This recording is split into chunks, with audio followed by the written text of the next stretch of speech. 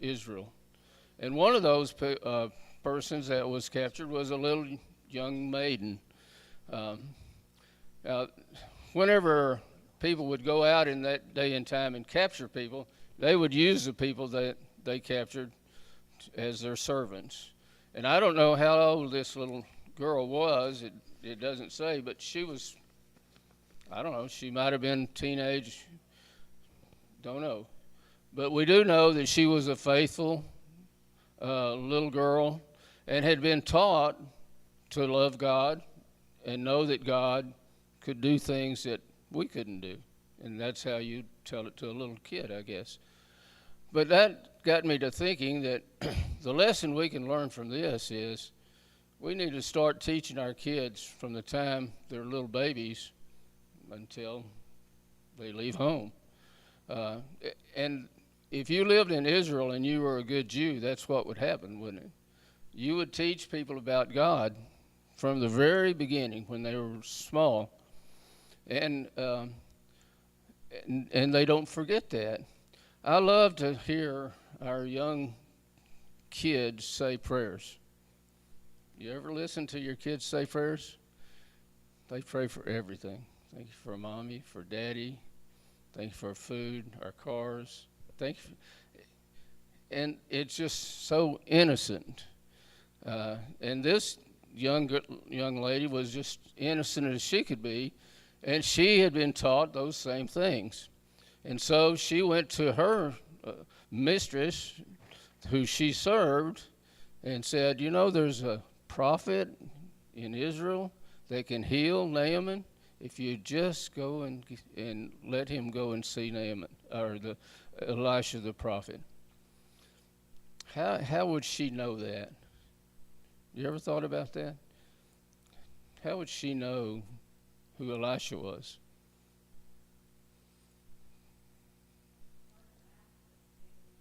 Do what? The microphone. Word of mouth was a big means of their communication. Okay, she was taught, wasn't she, by her parents, I'm assuming.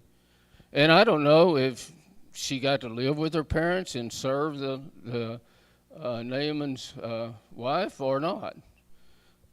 But either way, she knew about God and knew that God had a prophet here that could heal Naaman.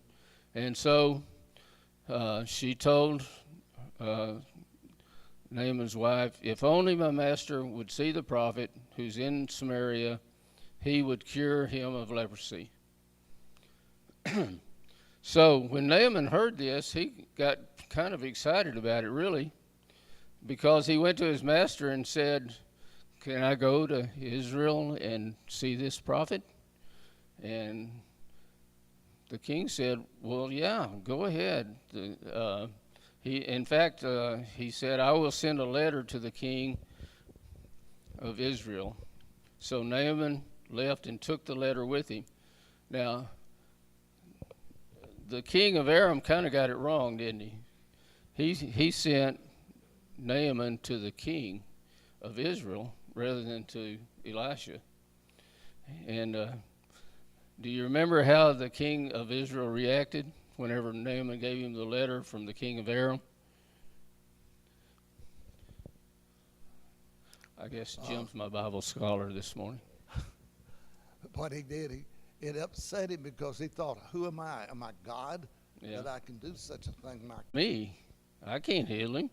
And he got a little bit upset with him because Naaman had not only come to him, but he had brought him gifts to give to him so that he would heal him.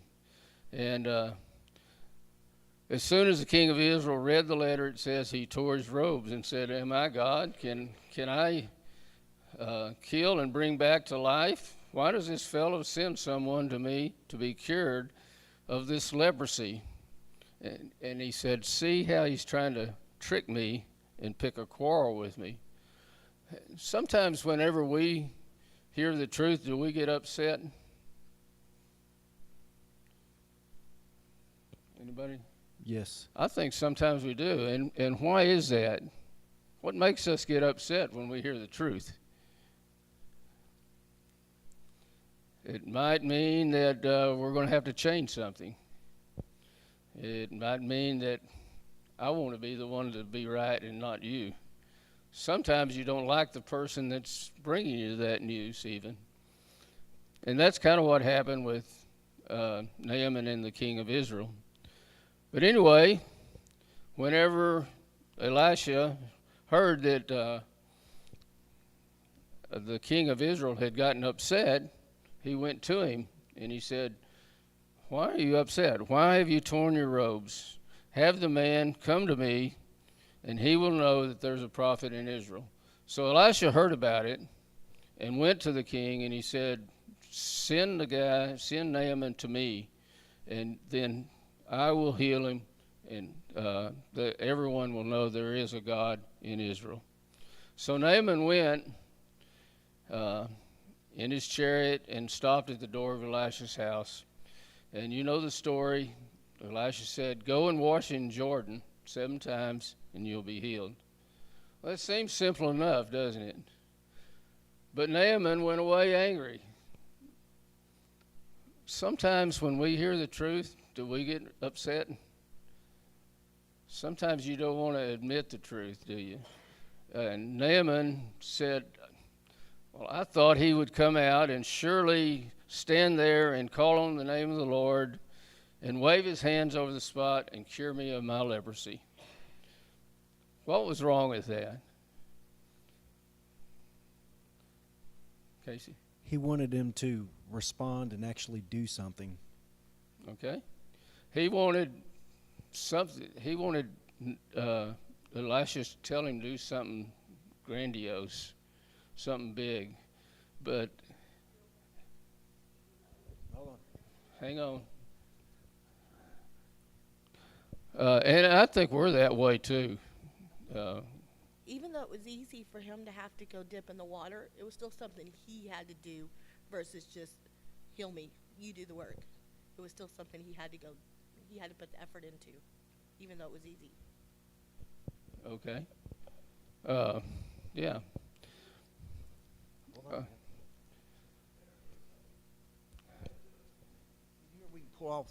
In here we can pull off. They are trying to do something, add to it. This man is wanting to do it his way to make clean. And we see this today all the time. People changing the way the Lord wants you to do it, and do it His way. And if we look deeper into these scriptures, we see all this everywhere in it. Yeah. I think sometimes we're the same way. It would be so easy for us to do something really great and grand to be saved. But what God tells us is very simple, isn't it? What he told the people on the day of Pentecost, what Peter said, when the people said, "What are we supposed to do?" It's kind of like Naaman, "What am I supposed to do?" And he was expecting Elisha to come out and do all kinds of stuff. And so Elisha really got upset with that. And are we that way sometimes? Yeah, go ahead.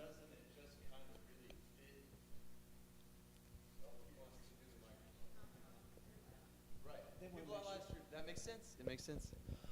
I was just going to comment, but doesn't that completely fit with what God normally expects of us? He expects humility, that he'll uplift the humble. That's all I want. Yeah. Oh, got another one here. And further, it's Naaman needed to submit to God's will. I'm a little hard of hearing. So he had to submit. Uh-huh. He was told to do this. Yeah. Even though his rivers were cleaner, Yeah. He was told to go dip in the Jordan. Right. So he needed to submit to God, and that was a humble act. Yeah, and that's a good point. Submission sometimes is a hard thing, isn't it?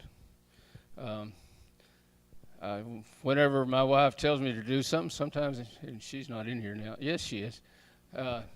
Sometimes it's hard for me to submit to that because I want to do it differently. And a lot of times when we understand what God tells us to do, sometimes it's hard to submit because we want to do it our way.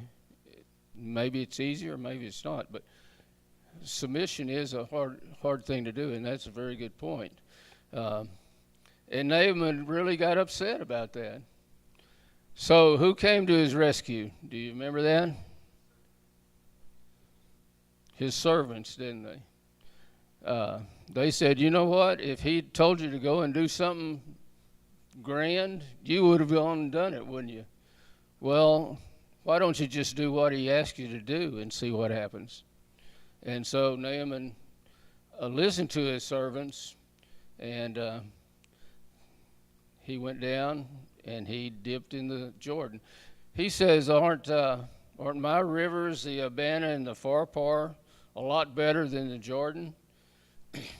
And I was thinking when I read this that we're that same way. Sometimes we'll say, you know, God, if I do it this way, maybe that'll be a little bit better. It'll be a little bit easier. But it wasn't, and it isn't. Whenever we do what God says, it works out. And so he listened to his servants finally, and he went down to the Jordan and he dipped 7 times. And the man of God, just like he had told him, and he was restored and he became clean. So there's a good lesson here, and that's listen to what God says, do what God says, and everything will be okay. That for one thing, you're never too young to be able to serve God.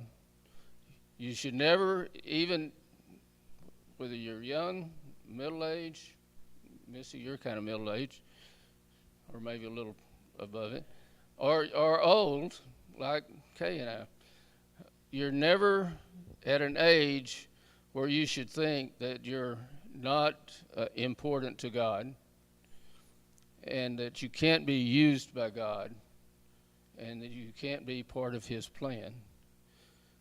And I think sometimes we forget that, you know, I'm so old that I'm tired and I burned out. And I've said this before in some of my classes. I don't think that we should ever think that we'll get burned out. How can you get burned out doing God's will and teaching him? I agree, you can get very tired sometimes. And sometimes you might want to take a little break. But don't ever say you're burned out on God. He's not burned out on us, and if he's got every reason in the world to be burned out on us, because we don't always do what he asks us to do, just like Naaman didn't. And I think that's an important lesson for us to learn, is it doesn't matter if you do, then there's not much hope left if you give up. And as I said a few weeks ago in my talk, you know, just because we're low on numbers doesn't mean we quit doing what God asks us to do. We don't quit going into all the world and preaching the gospel. We don't quit bringing people to church with us. We don't quit being teachers and encouragers just because our numbers are a little bit low. By the way, I think they're going to come back up as soon as we get us a new minister. I think that we'll have a lot of people coming again. But that's a lesson that we learn from the story of Naaman, and that's that you're never too young to be able to teach and preach or encourage. I mean, this girl might have been 8 or 9, or she might have been 14 or 15. We don't know. But she did know that she had been taught that she should tell people about God. And she did. And that's what we should do. Naaman, on the other hand, decided that he didn't want to do what God wanted him to do and what the prophet had told him to do. And so he went away angry. And I think we get that way sometimes. We decide, this is too hard, and I'm not going to do it. And we go away angry. We quit coming to church. We don't encourage anymore. And that's kind of the image that I get of Naaman, is a man who had forgotten what he should be doing instead of trying to figure out ways to do what he should be doing. And a lot of times I think we forget that as well. And then there's Elisha. He's a prophet of God, and I think we should be more like Elisha. He burned all of his equipment, he killed his animals, and he turned himself over to God. And when we do that, then good things happen. When he did that, then he went and followed Elijah, and Elijah taught him how to be a good prophet.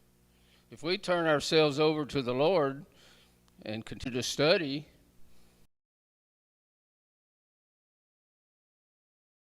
then we become a good prophet, you might say, in the line of Elisha. Just like he decided that he wanted to follow Elijah, and Elijah even told him, said, don't go where I'm fixing to go. And he said, no, I'm going to go with you no matter what. And Elijah said, okay, come on. And then before Elijah went up in the burning chariot, he threw his cloak over Elisha, and the people there knew that he was going to be the next prophet in the land. So we can learn a lot from this story. Does anybody have any comments you want to make? Any observations that we haven't talked about? I see many examples in the New Testament of the apostles. When Jesus came and said, come follow me, they left their nets, they left their tax collecting, and they didn't understand everything, but they just obeyed it, and God blessed it. Yeah. I tell my kids to obey the little things that you can understand now, and God will lead you into deeper waters, so to speak, in your faith. Yeah, that's a good point. You asked something. What we doing exactly what God asked us to do. He dipped himself 7 times. If he'd have dipped himself only 6 times, doing less than God asked him to do, he would have been still a leopard. If he'd have added to it, he didn't. But if he'd added to it, I believe he would have the leprosy would have come right back to him. And today in society, we do this all the time. We add or take away from God's word to whatever it benefits us or how we want to believe it. You kept seeing people get angry at things they don't want to do, and that's so true, Bill. So true. Okay. But I was reading on the end of the chapter, but I guess it's a free gift. He didn't want to take any of the things that Naaman gave him, but one of his servants went over there and snuck it and told him and asked for some stuff. And then Elijah was like, because you took these things, now you get to have Naaman's leprosy. I don't know. I've never really read that far because we always stop at that point. But there's still several verses where one of his servants wants something. And anyway, he gets the leprosy. Yeah, the story of Gehazi. Yeah, I really wasn't going there today, but that is a good story, and that might be good for another time as well. But Casey made a good point, just like that, and that's that the apostles, they dropped everything, didn't they? Whenever Jesus went by and told Peter and James and John, come with me, they didn't argue with him. They just dropped everything and went with him. And I've often wondered, why did they do that? Had they been students of John the Baptist maybe and knew about Jesus and knew who he was? I don't know. But I do know that they just dropped everything and went with him. So did Matthew, and he had probably a pretty good job, but he left that and went and followed Jesus. So these are all lessons that we can learn from just a simple child's story, and that's that you're never too young or you're never too old. You never give up. You always do what God asks you to do, and everything will turn out okay, just like it did with Naaman. And then another time, maybe we'll talk about Gehazi, and his selfishness. And if we do things that God wants us to do, then we'll be okay. That's all I had this morning on this story. Maybe Chuck will be back next week. I guess he will. I don't know what his schedule is, but he goes a lot. But if y'all have any questions, if not, then we'll quit a little early this morning. And thank y'all for putting up with this gibberish that I've been doing.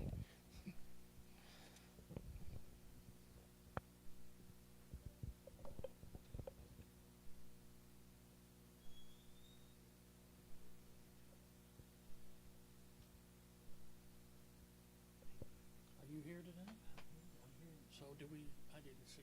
No, I'm not in here. Oh, I was gonna say. I've never worked in here. Well, I'm going to. I have everything screwed up. I don't know the story. I came to be trained.